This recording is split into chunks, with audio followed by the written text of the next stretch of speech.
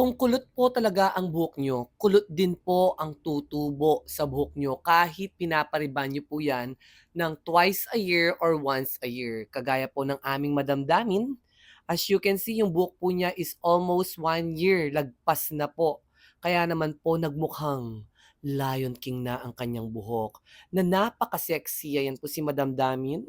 And 50 years po namin ginawa yan para lamang po mapaganda ang buhok niya. And ito po yung mga buhok na talagang ang sarap-sarap nire-rebond dahil virgin hair, mataba yung strand ng buhok niya at sobrang kapal po. Kaya never po itong masisira. And ayan po yung before niya and eto naman po yung kanyang after. O sobrang sexy ni Madam Damin, ngiting tagumpay. And syempre, ngiting tagumpay din po ang Team Reginians kapag nasa-satisfied po ang mga client na ginagawa po namin. So maraming maraming salamat. See you soon again po, Madam Damin.